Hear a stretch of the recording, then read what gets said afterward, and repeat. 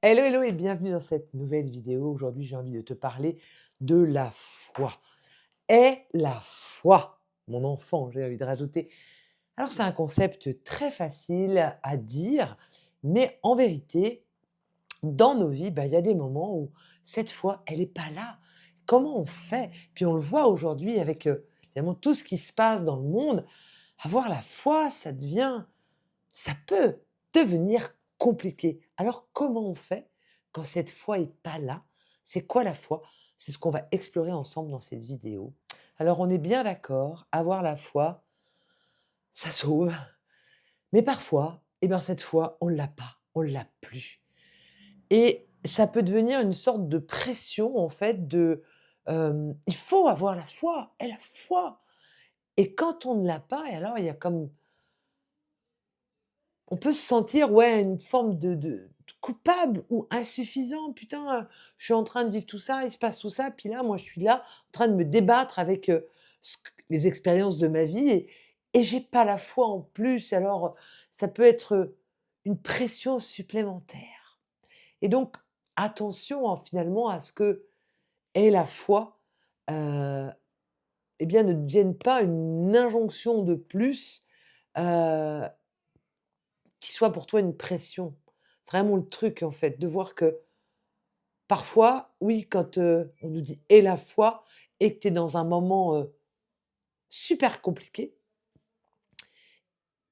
tu dis pas: «Aie la foi» parce qu'à ce moment-là, tu peux pas l'avoir et c'est OK et c'est ça que j'ai envie de t'amener aussi à regarder aujourd'hui, c'est que la foi n'est pas constante.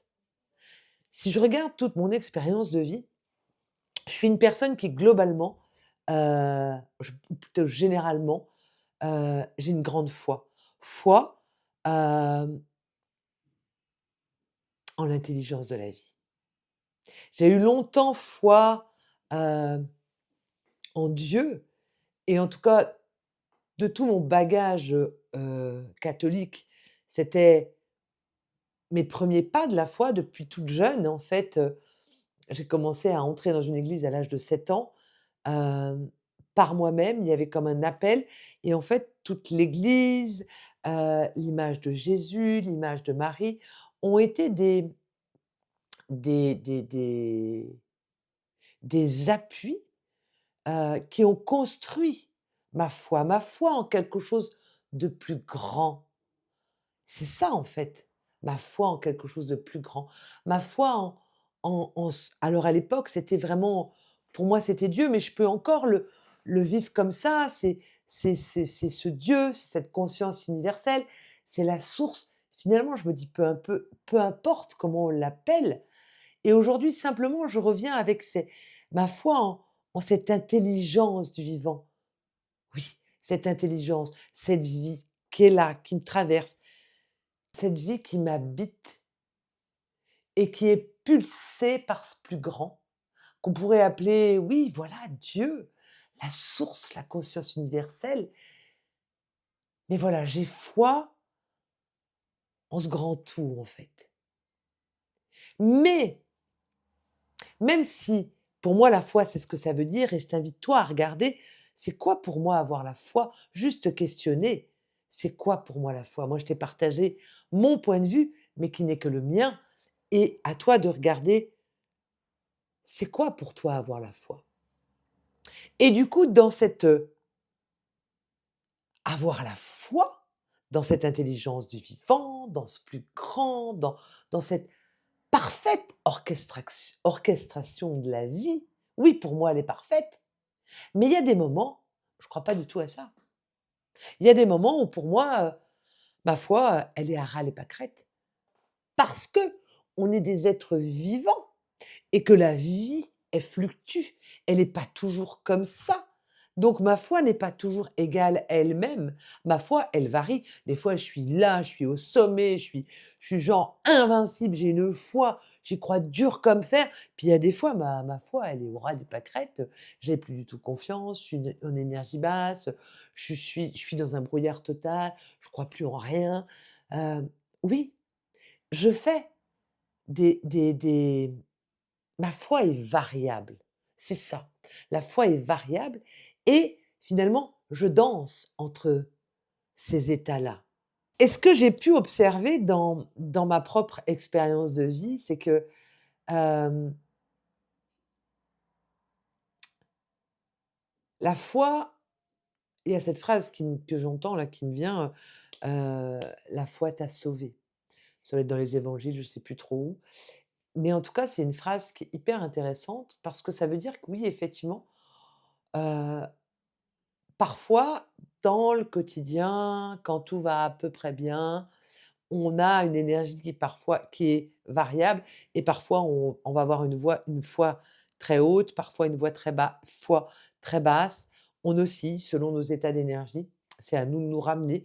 Bref, on danse avec tout ça, avec tout ce vivant qui est là et toute cette, énergie qui bouge avec, tout ce corps mental qui raconte plein d'histoires, tout ce corps émotionnel, bref, on navigue avec tout ça. Mais ce que j'ai remarqué, c'est quand, il arrive des choses très fortes, très intenses, heu et bien là, à ce moment-là, la foi jaillit. Il y a quelque chose de très puissant qui jaillit. Même si dans cette chose intense qui m'arrive, je peux à un moment donné être complètement waouh, paumée, abasourdie et juste comme: «Ah, je fais quoi avec ça maintenant?» mais c'est tellement intense que la foi, elle vient d'elle-même et elle te soulève et elle t'embarque. Et si je te partage ça, ça s'appuie vraiment sur une expérience que j'ai vécue.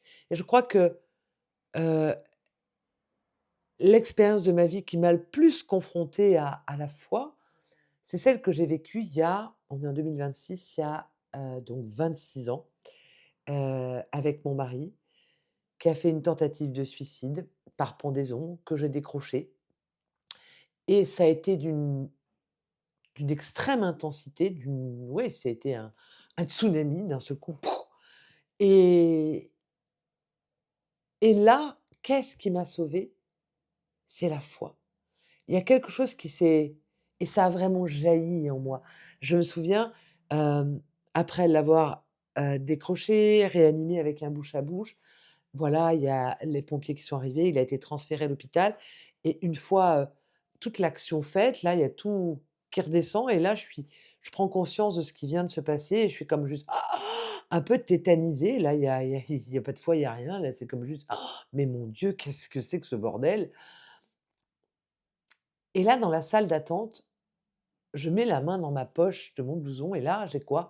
J'ai un dix-denier. Un dix-denier, c'est, un petit chapelet, heu, où il y a 10 petites boules pour faire, 10 réciter de je 10 «Je vous salue Marie». Il y a une petite croix pour faire un Notre Père et là, en fait, bah, je ne sais pas pourquoi j'avais ça dans mes poches, mais le fait est que j'avais ça dans mes poches et là, je me suis mis à égrener. Je me suis appuyée sur, ma prière et j'ai prié parce que à ce moment-là, dans la salle d'attente, j'étais complètement anéantie, j'avais zéro foi et je me suis mis à égrener ce dix-denier, à réciter des «Je vous salue Marie» en boucle, hem et ça a calmé, ça a apaisé mon mental parce que c'est comme un mantra, dès qu'on répète les choses, ben, on on on coupe le mental qui va, lui, va s'affoler, penser, imaginer plein de choses. Comme il y a une répétition d'un mantra, c'est comme juste pouf, ça le met en silence et ça m'a permis de me connecter, heu, au plus grand et ça m'a permis d'avoir cette foi qui a jailli et tout le temps que j'étais dans la salle d'attente, j'étais dans cette récitation, à un moment donné, il y a les infirmières qui sont venues me voir: «Ça va madame?» parce que, bah, c'était quand même, heu, assez choquant et je disais: «Oui, oui, ça va». Moi, j'étais un peu dans un autre univers et mon mari a été transféré dans un autre hôpital et quand il est passé, bah, il était évidemment tubé de partout, dans un état très critique et et je me souviens que j'étais animée par une foi qui me dépassait parce que je suis montée dans ma voiture, j'ai suivi l'ambulance et à un moment donné, j'ai dû, arrêter de la suivre pour rentrer chez moi et je me suis arrêtée sur le bord de la route, j'ai regardé, l'ambulance, partir dans la nuit. Là, il y a quelque chose de très puissant qui m'est descendu dessus, vraiment. C'est comme juste, voilà, quand je dis: «La foi jaillit», mais c'est ça, c'est comme juste un abandon. La foi, c'est pour moi aussi un avoir foi, c'est avoir une confiance absolue et c'est s'abandonner avec confiance dans les bras de la vie. Pour moi, c'est vraiment ça et là, à ce moment-là, je OK. Et comme j'étais avec mon disonnier, j'étais à Marie et pour moi, la figure de Marie est un j'ai une connexion très forte dans l'énergie mariale. Puis je me suis dit: «OK, là, il y a eu un truc qui s'est passé» et je me souviens avoir prononcé ces mots: «OK Marie, je te le confie. S'il doit vivre, qu'il vive, s'il doit mourir, qu'il meure». Bah et à ce moment-là, j'ai été envahie d'une paix profonde. J'avais foi. J'avais foi dans la grande orchestration de la vie. Et je suis remontée dans ma voiture et je suis repartie dans une espèce de grande tranquillité. Et puis dans la suite de cette histoire, la foi a continué à venir se manifester à moi de façon très intense. C'est-à-dire que ensuite mon mari, après 3 jours de coma, a intégré une maison de santé pour, se remettre bien. Mais dans l'histoire, tout ça n'était pas arrivé par hasard. Il y avait eu beaucoup de mensonges, notre couple s'était vraiment, voilà, distancé, j'ai envie de dire, c'est ça? Et ouais, il y avait eu beaucoup de mensonges, de la tromperie et du coup, c'était comme juste, là, je savais plus. Là, je me disais: «Je fais quoi? OK, là, il est vivant, il est revenu, mais moi, est-ce que j'ai envie de continuer ma vie avec cet homme-là?» J'étais totalement perdue, j'étais comme après ce premier épisode, il y avait le deuxième épisode et là, je me fais: «Mon Dieu, mais je fais quoi?» Et je savais pas et du coup, je m'en suis remis à plus grand. J'ai prié, l'Esprit Saint, je me suis reliée au plus grand que moi. Parce que là, moi, le petit être que j'étais, il savait pas. J'avais 2 options, soit je continuais ma vie avec Hervé, j'avais un enfant à l'époque, soit je divorçais. Voilà, mais j'étais devant ça et là, je me dis: «Mais je ne sais pas, mais je ne sais pas» et je suis rentrée beaucoup en silence, beaucoup en prière, j'ai demandé qu'on m'éclaire et j'étais habitée par une foi énorme. Même si, heu, j'avais des moments où j'étais paumée. Et pourquoi j'étais les moments où j'étais paumée, où j'étais coupée de ma foi, c'est parce qu'il y a mon mental qui me racontait plein d'histoires. «Oui, mais tu te rends compte ce qu'il a fait? Nin il va recommencer, nin Oui, mais et puis il y avait ma famille, les gens autour de moi qui me disaient: «Oui, mais regarde, nin mais tu es complètement folle, mais hem, oui, il faut que tu divorces» et puis il y avait tout un tas de bruits, heu, beaucoup axés, ce bruit, hem propulsé par le mental, propulsé par la peur, pour les histoires qu'on se raconte, par, ce besoin de contrôler et donc du coup, ça me faisait, vaciller, ça me faisait douter et là, j'avais plus de foi et en fait, dès que je me mettais en silence, en prière, je revenais dans l'espace de mon cœur. Alors là, je reviens à une écoute intérieure, à une connexion heu au champ de la conscience universelle, du plus grand que moi, je m'en remets plus grand que moi, donc je reviens encore en disant que la foi, c'est vraiment ça, c'est même quand je sais pas, même quand je suis perdue, je me rappelle qu'il y a une grande orchestration divine ou de la vie, appelons-la comme on veut, qui sait, qui sait parfois bien mieux que moi et je m'en suis remis à ça.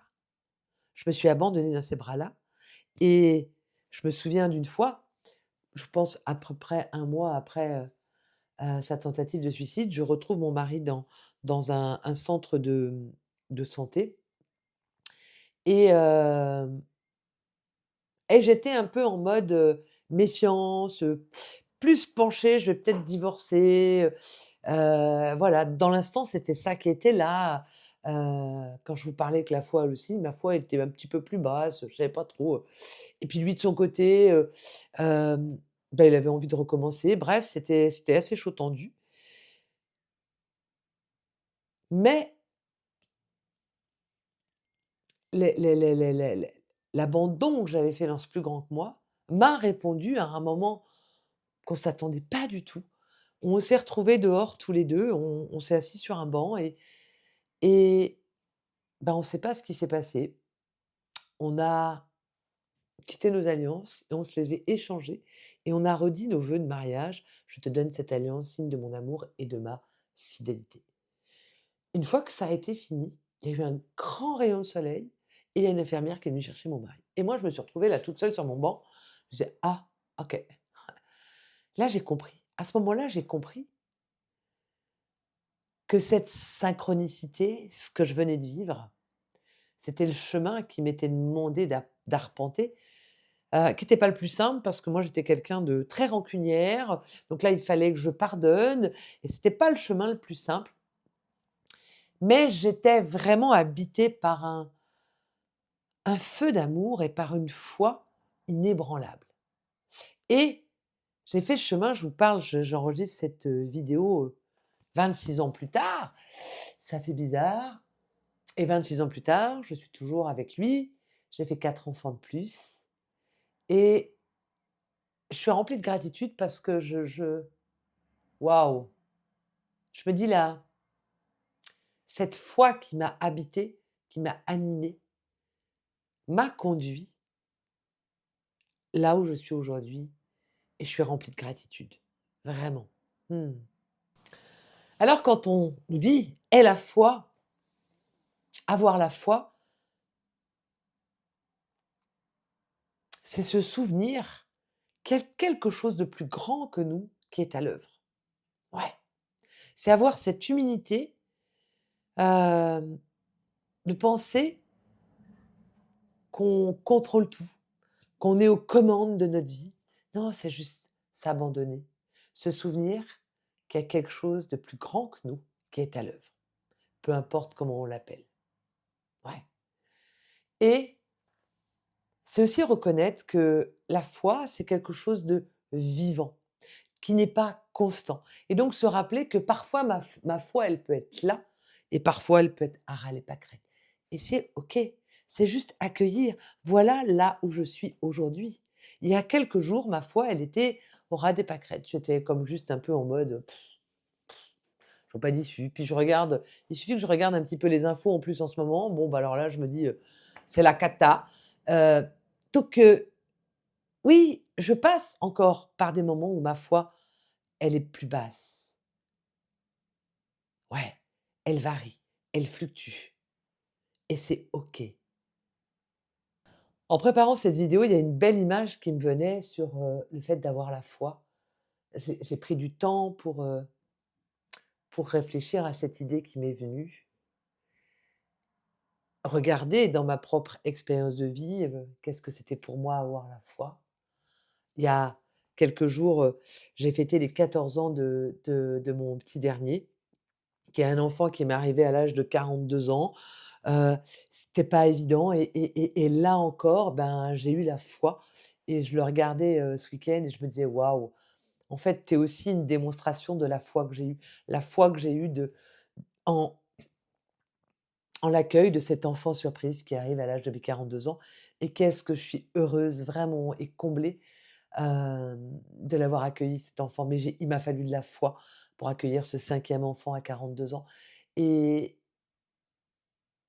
j'étais, ouais, voilà, pleine de gratitude et puis, il y avait aussi, là où je mon bureau, je travaille, j'ai une vue sur la route et sur la route, il y a du goudron et je me disais, souvent, vous savez, des fois, au travers du goudron, vous avez une petite fleur qui va pousser. Souvent, c'est la fleur de pissenlit, j'adore la fleur de pissenlit et tu te dis: «Mais comment elle fait cette, pour pousser et finalement à traverser le goudron?» alors que c'est quand même quelque chose de lourd et il arrive à trouver son chemin.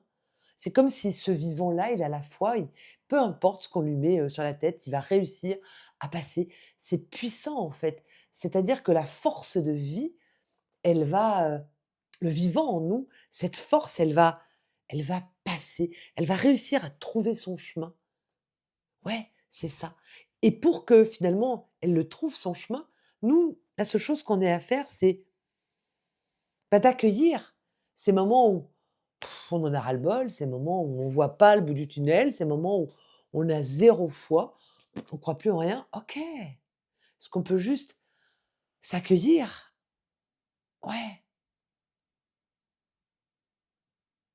sans se juger, sans se dire: «Ah, il faut que tu aies la foi là, c'est pas bien, tu as pas la foi». Non, stop.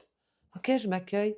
Je suis dans cet espace-là, dans l'instant où j'ai pas la foi et se rappeler à l'image du pissenlit ou de l'herbe qui va traverser le goudron, qui est du vivant et qui a une force de vie qui va nous pousser les et qui va nous redresser. Comme ce que je vous racontais au moment de dans la salle d'attente de l'hôpital ou sur le banc, au moment où on est comme juste un peu, désespéré, il y a un truc plus fort qui vient, poum et ça nous pousse, ça pousse le vivant et donc nous accueillir parce que c'est OK que parfois on se raconte plein d'histoires, c'est OK que parfois notre mental, il s'emballe et il vient nous mettre, plein de peurs, plein de doutes et nous éloigner finalement petit à petit de la confiance, de la foi. Donc accueillir et ensuite revenir dans l'espace de notre cœur par le moyen qui nous va, de la méditation, de la prière, ça peut être une marche en pleine nature, mais c'est juste, on revient là. On se rassemble, c'est pour moi, c'est comme si le mental, les histoires, ça nous dissipe, ça nous coupe, ça nous éloigne de la foi et c'est OK d'en faire l'expérience. Comme je disais, moi, j'en fais encore par moments l'expérience. C'est OK. Mais juste à un moment donné, quand je vois que ça fait ça, je m'accueille, je fais de mon mieux et je me demande comment je peux me ramener. Peut-être que ça va être d'aller prendre un bain, peut-être que ça va être d'aller marcher dans la nature, peut-être que ça va être d'aller méditer, peut-être que ça va être d'aller prier, peu importe. Mais je sais que faut que je me ramène dans l'espace de mon cœur. Puisque quand je reviens là, là, je vais me connecter à la puissance du vivant en moi. Là, je vais me connecter de ce cœur-là. Ma dernière vidéo parlait de ça, tu peux la voir, je la mettrai là, mais cette, cette connexion à l'énergie du cœur qui nous connecte à ce grand tout, à cette source qui est pure énergie d'amour, à cette, ouais, ce plus grand que nous, en fait. Donc quand je reviens là, je fais je me connecte aussi là. C'est vraiment c'est lié. Revenir là. Mmh. Donc accueillir nos moments sans foi, se rappeler que la foi, elle est vivante, nous accueillir dans nos moments sans foi, se demander comment je peux me ramener, ouais, dans l'espace de mon cœur pour me reconnecter finalement, au vivant en moi et me rappeler à l'image de la petite herbe ou du petit pissenlit qui arrive à trouver son chemin malgré une plaque de goudron. Ben voilà et ça doit être quand même sacré d'avoir une plaque de goudron, c'est quand même dur, c'est hein et ben, il arrive à trouver son chemin et à sortir. C'est la même chose pour nous. Dans les moments où on est on a perdu notre foi, c'est se souvenir que de cette petite, pousse d'herbe ou de pissenlit, qu'on est la même chose, qu'on est habité par une force du vivant et donc qu'on va trouver le chemin, que le chemin va nous être montré pour aller vers notre pleine réalisation. Alors je sais que dans la période qu'on est en train de traverser en ce moment, entre les guerres, entre, hem, le vivant, la terre, l'écosystème qui va pas très bien non plus, on peut, vite perdre la foi, on peut vite, se sentir impuissant et si en plus on a des expériences de vie, des problèmes dans notre couple, dans notre travail et ben, la foi elle est c'est comme peut-être qu'en ce moment la foi elle est dans une forme de fragilité. C'est quelque chose de fragile et donc c'est quelque chose dont on peut prendre soin, vraiment. Pour ça, ça demande de revenir là, de nous accueillir dans notre vulnérabilité parce que quand on n'a plus la foi, on est hyper vulnérable. Donc nous accueillir, être cette maman bienveillante pour nous. Ouais,